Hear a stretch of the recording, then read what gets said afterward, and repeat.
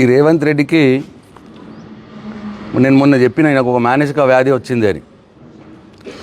పాపం ఆయన్ని ముఖ్యమంత్రిగా ఆయన ఎవరు గుర్తుపడతలేరు, ఆయన పేరు చెప్తలేరు.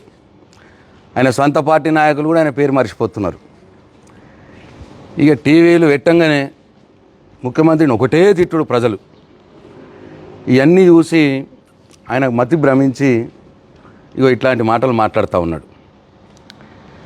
కేసీఆర్ని తెలంగాణకి వెళ్ళి బహిష్కరిస్తారా అండి? అసలు తెలంగాణను పుట్టించింది ఎవరు? తెలంగాణ ఉద్యమం పెట్టింది ఎవరు? ఏ ఊర్లో పోయి అడిగినా, చిన్న పిల్లగాడి నుంచి ముసలోళ్ళ దాకా అడిగినా కానీ తెలంగాణ పెట్టింది ఎవరు అంటే కేసీఆర్ అని చెప్తారు.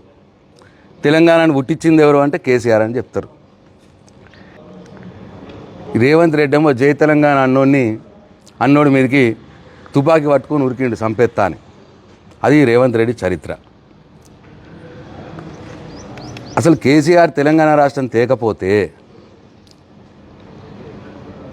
ఎక్కడిదండి తెలంగాణ రాష్ట్రం? కేసీఆర్ అంటోడే లేకపోతే తెలంగాణ రాష్ట్రం అవునా? తెలంగాణ రాష్ట్రం కాకపోతే అసలు ఈయన ముఖ్యమంత్రి అవునా? ఇప్పుడు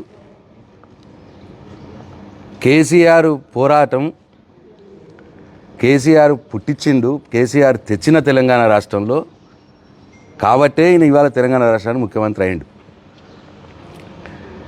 ఒకవేళ కేసీఆర్ అంటూడే లేకపోతే ఈ రేవంత్ రెడ్డి ఇగో ఇప్పటిదాకా కూడా ఆంధ్రోళ్ళ మోచేతికి నీళ్లు దాక్కుంటా బానిస బతుకుతుండే.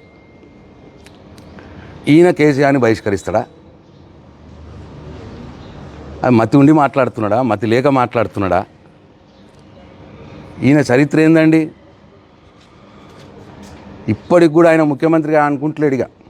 ఇప్పటికి కూడా ముఖ్యమంత్రి అయినాక కూడా ఆ కంపునూరు నెత్తిలో పెట్టుకొని గదే వేషం ఓటుకు నోటు కేసులో దొంగ పట్టుబడ్డాడు కదా, గవే దొంగ మాటలు. ఇంకా ఒక ముఖ్యమంత్రి మాటలు, ముఖ్యమంత్రి స్థాయి మాటలు లేవు.